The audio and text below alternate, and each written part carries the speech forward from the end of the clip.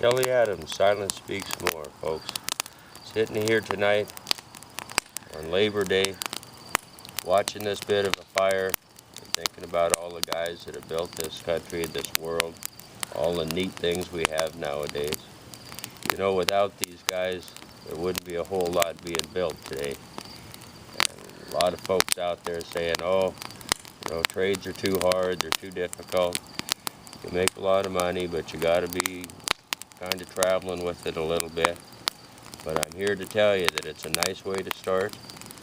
Just have a dream on what you're doing with all that money, and have respect, and you'll learn a lot of stuff on that journey that's called work, and then you can pass it on to others. But have a dream in your mind before you go into anything you ever do now, and make sure that everything that you possibly think of and do goes toward accomplishing that dream, not just a job, not just a Friday night out, but a whole life you can come back to every time you get to come home and be proud to say that you're building something that'll last forever. Thank you kindly, folks. Bye.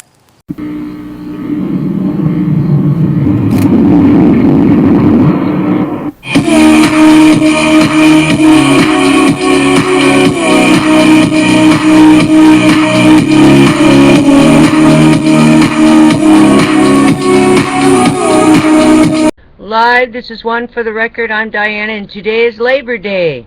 Happy Labor Day. And here are your news updates for today. Check out the show I did yesterday. It's a zombie attack caught on tape. Zombie apocalypse at a McDonald's. Alrighty then.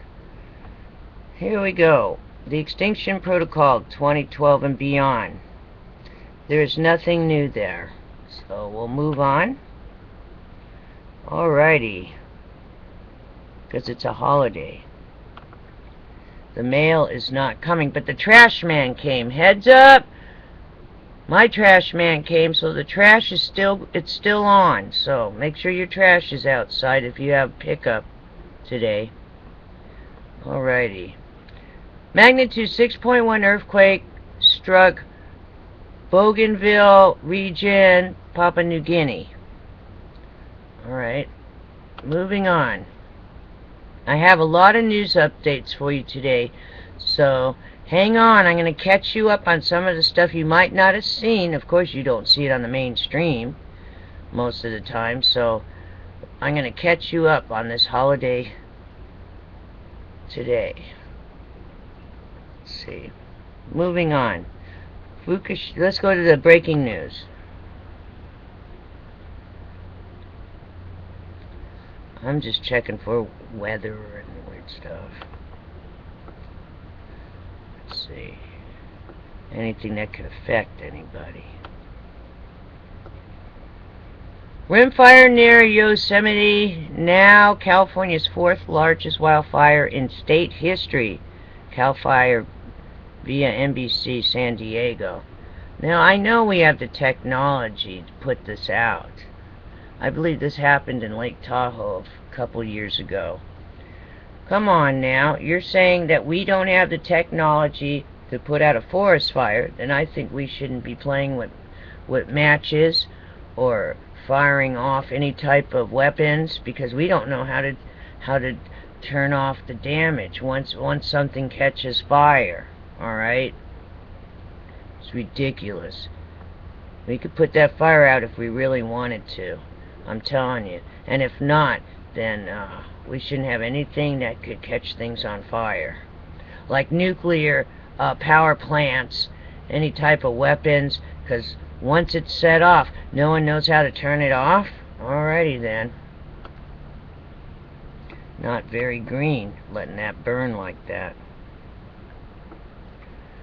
Tropical depression Kiko expected to weaken into a remnant low later today. That was an hour ago. Let's look a little further down. That's coming out of NOAA.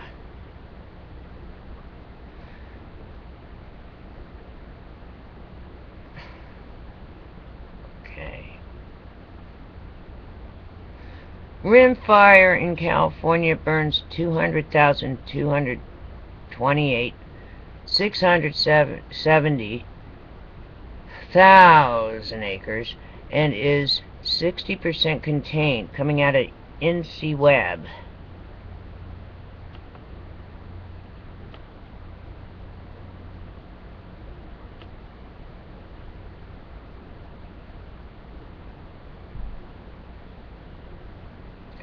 After more than 19 hours massive, a 11-hour food warehouse fire is still burning in New Jersey, coming out of NBC Philadelphia.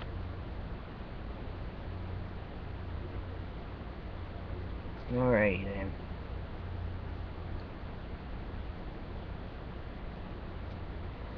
Alrighty.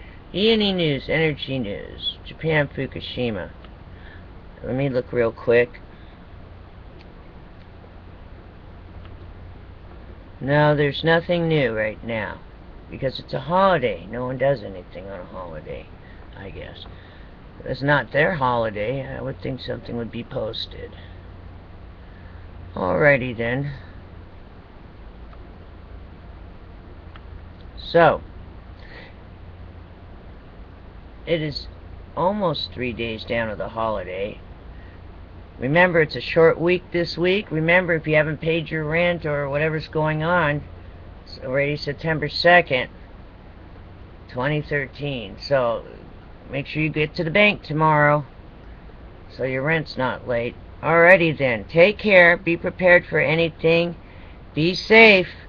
And I'll see you tomorrow on the flip side. Stay tuned. I'm attaching all types of information. Alright?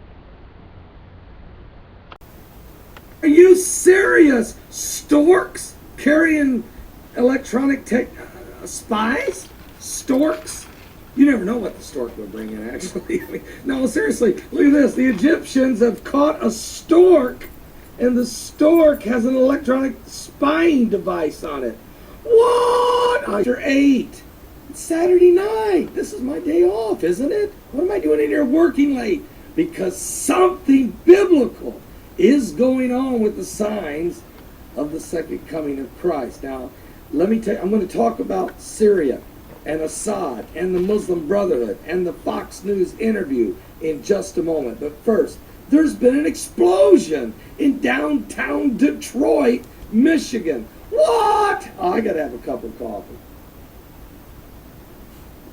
Listen to this. And you can't even find this? You can't find nothing on the news. You can't find the Fox interview. I'll tell you about that in a minute. Detroit, WXYZ is reporting that the city of Detroit Office of Homeland Security, oh boy, and Emergency Management says there's been an explosion at the underground electrical substation at Washington and Grand River Street.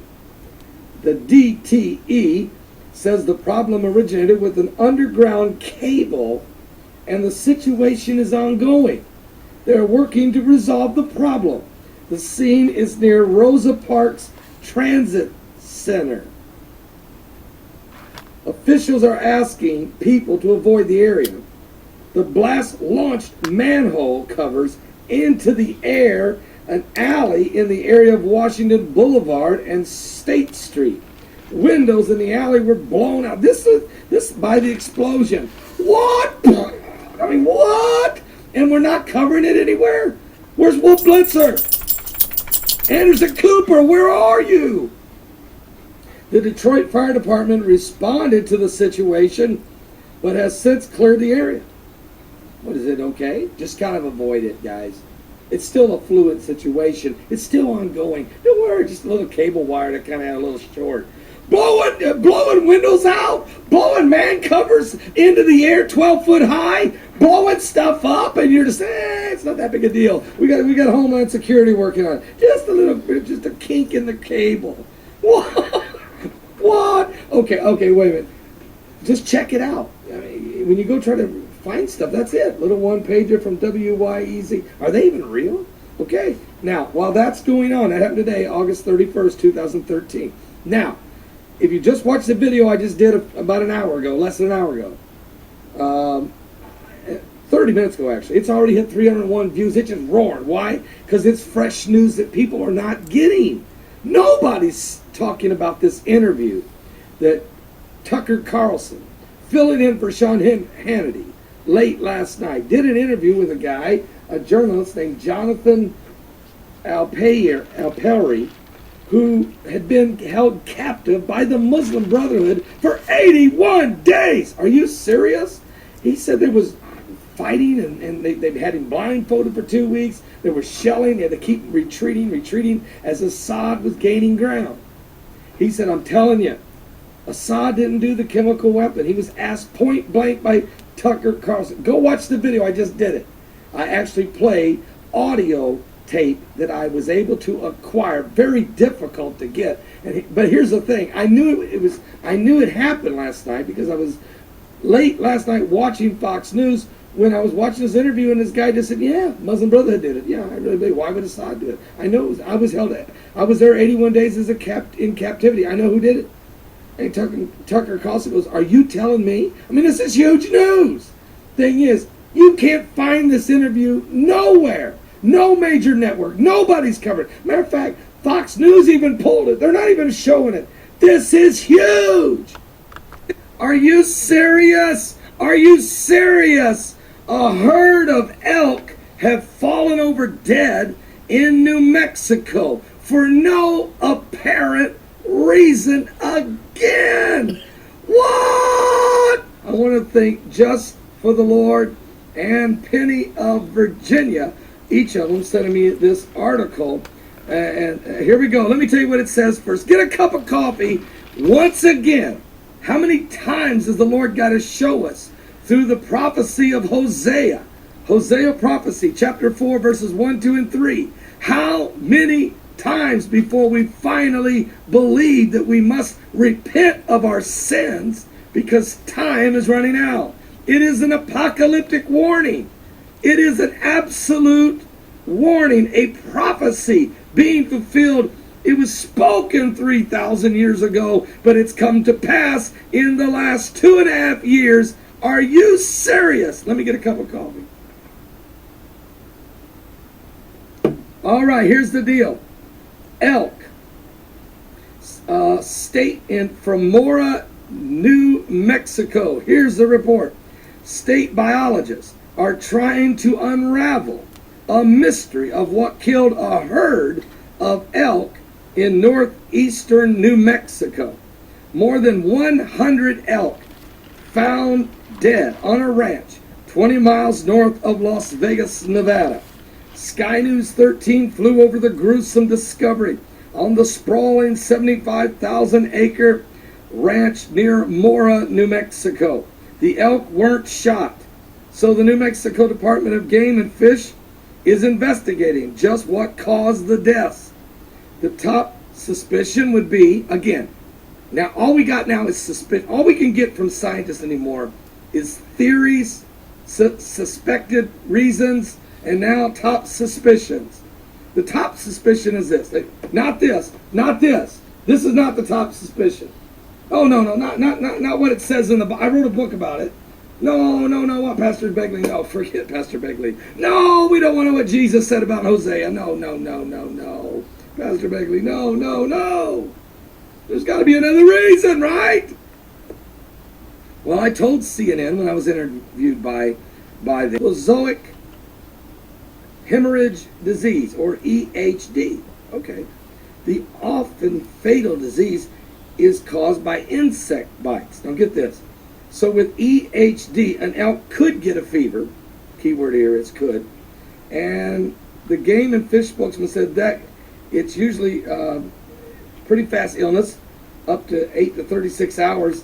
The animal could go into shock. Well, so could I, so could you.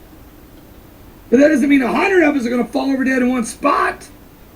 That isn't why 2 million fish washed up on the banks of Chesapeake Bay. That isn't why 7 million dead fish washed up in the banks of Redondo Beach, California. It isn't why 7,000 buffalo fell over dead in Vietnam. It isn't why 7,000 bald eagles gathered in a landfill in Vancouver, Canada, and began to eat the carcasses of dead rats and fall over dead? What? Why did 10,498 deer die in 2 weeks in the state of Michigan last year? What? All right. So they could get bit by an insect. They might go into shock. They could get a fever, and they might die. Okay, maybe one out of 100 elk that could happen to. But the whole herd? The whole herd? Wait a minute. Conditions in the area may be caught on. Yeah, they might want to go to church Sunday. What? Biologists are sending tissue samples from the elk and water samples from the area to be tested. How many times have you guys seen dead birds fall out of the sky in Beebe, Arkansas? Or New Jersey on I-95? Or in East Texas? Or in Louisiana? Or in Ireland? Or Australia? Brazil? How many times did you hear these stories and they say, well, there's no apparent cause of death. They could find no disease. There was no toxins in the water. So we're taking samples. They're sending them off. We're going to get more results. Have you ever heard the results yet? Has there ever been one time that a fish kill, bird kill, animal kill, massive amounts? Have you ever had one report come back and say, we found the answer? Let's go to the Bible. Just wanted to also show you this one comment I got from Sean Novillo on my one for the record August 30th. It's right here. China trying to give use, or maybe he means us, H7N9 chickens. Heads up. Heads up on that. Make sure you cook your food extra well done.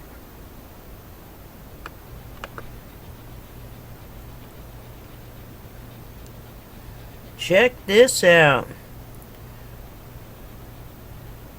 This is this guy's channel.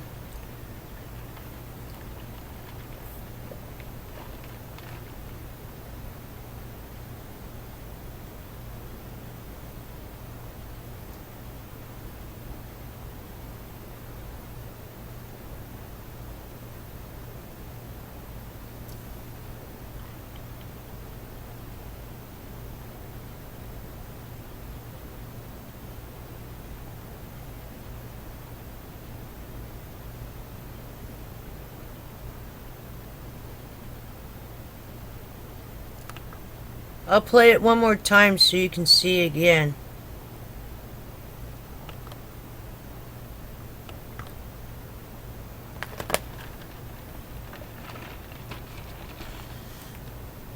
Landslide in Taiwan, I believe it is.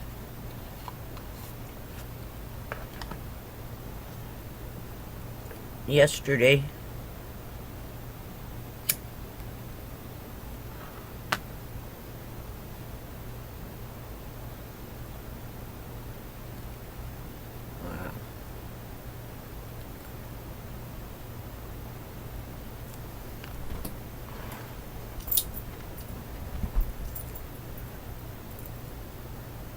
See, you gotta be prepared for anything. Anything could happen at a moment's notice. But I wouldn't stay there. In case something else came flying down. They're going out there and looking at the rock. Oh my god, the boulder.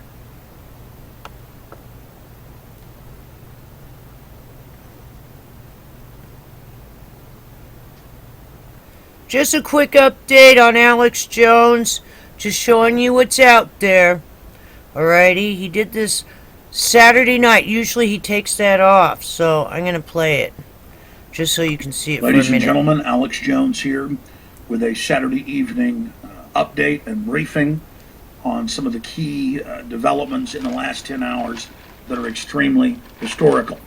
If you go to drudgereport.com, you can see that Obama is now going to Congress to get approval. He's seeking authorization for the Syria strike. Something that he said he didn't need just a few days ago. So we're forcing him to follow the Constitution. That's a big victory. Krauthammer is calling an amateur hour. Absolutely. Dr. Paul Craig Roberts, who did negotiations with the Soviet Union before their collapse to get them to basically go in the direction of reform, did a story that we have on INFOWARS where he said that it is the greatest diplomatic failure of the United States, in his opinion, in history.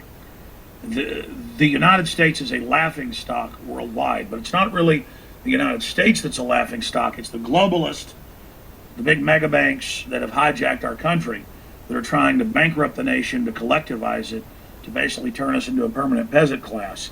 They have egg all over their face. Look at that. Obama asked for approval to hit Syria. Letter to lawmakers lays out objective. Now, he did add the proviso that if Congress doesn't do what he wants, he's leaving the door open. Okay? So we've got that report that he's leaving the door open. But look, folks, the point is that everybody, not just here, but in England and in France, is saying, we demand you follow the Congress or the parliaments. You do not just have a president go and launch wars on their own. That's Napoleon Bonaparte. That's Adolf Hitler. That's Joe Stalin. So people are really rediscovering the basic canons of liberty that put checks and balances on this. So Obama tried to spin it like, I've made the decision to hit them, but I'll get approval, like he's in charge. And he calls it his military. I mean, it's really creepy when you watch these speeches he's been giving the last few days. So he's trying to act like he's still in charge, but he's had his wings clipped. He's been slapped down. Dempsey, the chairman of the Joint Chiefs, told him it's a bad idea months ago on record. He spun it in his speech and said that the chairman of the Joint Chiefs had told him they were ready to go and that they could take a... Ladies and gentlemen, here's the big news. Whether it's Rand Paul, Ron Paul, or Pat Buchanan, they're all coming out and saying that this was clearly a false flag. There's videos of the rebels launching it. WorldNet Daily's covered it. InfoWars covered it. We hammered it 2.5 years ago that the West was injecting Al-Qaeda into Syria and calling it a protest or activist when they were armed foreign rebels to destabilize. That's...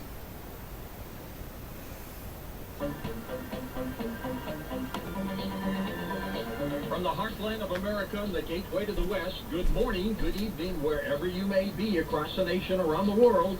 I'm George Norrie, and welcome to Coast AM. Emerging artist for you tonight for the first couple hours. The next hour, we're talking miracles with Sid Roth. Here's what's happening. Well, the Obama administration pushing forward Sunday on a new path toward military action in Syria, urging Congress now to support the president's call, announcing that the evidence collected independently of a United Nations probe shows Syria used sarin gas in an attack on its people, according to the Secretary of State John Kerry. And of course, with all this going on, the president is pulling back a little bit from the brink. He wants Congress to authorize the strikes, and that's a major change. So we'll see what happens. Ryan Morrow, of course, analyst, Clarion Project. This was a little surprising, Ryan. What's your take on this? It was very surprising because he didn't get congressional authorization to go into Libya, yet here in Syria you have chemical weapons being used, which he said was a red line. There was no similar red line in Libya, so it was very interesting to see him basically take this politically calculated route. And the reason he did that was because at the time, about 9% of Americans supported intervention in Syria, and so he needs congressional cover. Well, now, with this situation, with the Brits, of course, saying no way, what do you think Congress is going to do? The word I hear is 50-50. Right, that's what Senator Rand Paul said. I do think that Congress is going to end up authorizing it, and I think that I base that based on the polls, because you're seeing a very sharp increase in recent days in the amount of Americans that say that they need to get involved in Syria. So these public statements by the Obama administration are working, but we have to ask ourselves, are we falling into a trap by the Assad regime? Did they use chemical weapons with the objective of getting the U.S. to intervene so that they have a pretext in order to use the rest of them? Because Assad always said, I have chemical weapons, but I will only use them in one circumstance, and that's if I'm attacked by an outside country. All right, Brad, we'll be talking to you this week. We'll watch other events unfold. As Linda Moulton Howe reported on our Thursday program, There's been a sharp spike in radiation levels measured in the pipes and containers holding water at the crippled Fukushima nuclear plant in Japan. But the company in charge of cleaning it up says that only a single drop of the highly contaminated water escaped the holding tanks. It could be, I think, a disaster. The Rim Fire became the fourth largest wildfire in the history of California as it continues its steady burn as smoke from the blaze for the first time darkened the sky over the Yosemite Valley, forcing many holiday vacationers indoors. According to the statewide firefighting agency CAL FIRE, 348 square miles now have been scorched. At least 111 structures destroyed. Thank God no one has been killed or seriously injured, which is the largest wildfire burning in the country right now. By the last measure, the fire that has burned an area the size of Dallas was 40% contained. During our open lines Friday, we got a call from someone who says he literally can manipulate clouds and make it rain. So he said within 2 days, so we're coming into that window right now, he's going to make it rain right over the Yosemite National Park. Let's see what happens. A psychiatrist hospital, of course, in Pennsylvania is now set to become the country's first facility of its kind to offer an inpatient treatment program for people with diagnosis with severe internet addiction. The voluntary 10-day program is set to open on September 9th at the Behavioral Health Services at Bradford Regional Medical Center. The program was organized by experts in the field with backgrounds in treating familiar addictions like drug and alcohol abuse. The program is designed to accommodate 4 adult patients at the time who use the internet and they're addicted. Let's check in with the expert on the internet, Lauren Weinstein. This is novel, but I guess people can be addicted to the internet, Lauren. Well, people can use the internet too much, but this particular program, you have to color me highly skeptical because, well, let's start with the price. $14,000 a piece. What? $14,000, not covered by insurance. And you know, when you really think about it, okay, yeah, you can use the internet too much, and you can watch TV too much, and you can play too much golf. There's lots of things we do too much. And you know, while there are some researchers that look at this and say, well, there are some surface similarities between using the internet too much and other forms of addiction. Let's face it, alcohol, drugs, those have physical effects that are very, very different. Using the internet too much is really just like, you know, any kind of hobby or entertainment that you get too involved with. That's more a matter of willpower. I have to admit, George, I look at this one, and what I see is people who are interested in dollar signs more than internet addiction. Okay, I think you might be right on that, Lauren. Thanks so much. Veteran broadcaster Sir David Frost has died at the age of 74 after a suspected heart attack while on board a cruise ship. A family statement said that he had been giving a speech aboard the Queen Elizabeth on Saturday night. Sir David's career spanned journalism, comedy writing, daytime television, presenting including the Frost Report. Internationally, he will be remembered for his revealing interviews with former President Richard Nixon. I interviewed Richard Nixon once before the Nixon interviews in 1977. That was back in 1968 when he was candidate Nixon. And the scene of the interview was his new campaign HQ in New York. In fact, we arrived slightly ahead of the furniture, but we managed to rustle up a couple of chairs and we were very soon discussing his notorious "you won't have Richard Nixon to kick around anymore" speech from back in 1962. Sir David Frost, dead at the age of 74. Up next, Patty Greer joins us. We're going to be talking about crop formations. They keep popping up. Patty's next with us on Coast to Coast AM.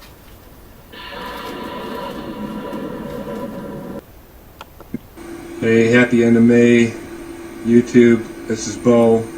I just wanted to redo this video that's pointed out by my friend 3535 Kevin, originally done by Ellis Virgo. I just wanted to speed up the first part of it here because that's not really an important part here. But we get to the end here and we can see something going on here right before the sun comes up. This comes from the CFH Observatory in Hawaii, and looky there.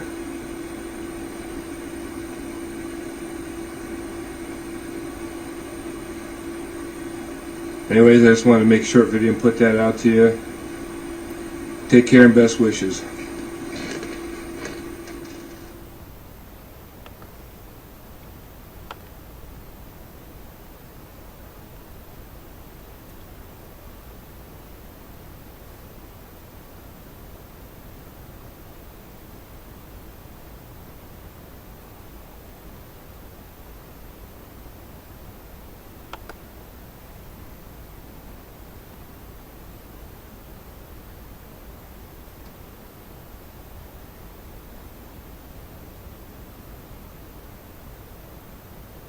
I figured I'd run the whole tape of it.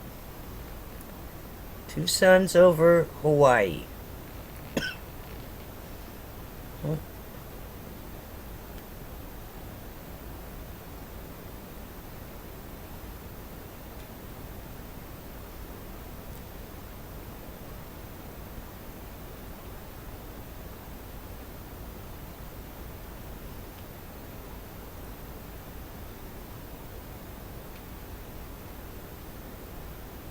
That's the observatory in Hawaii. There you go.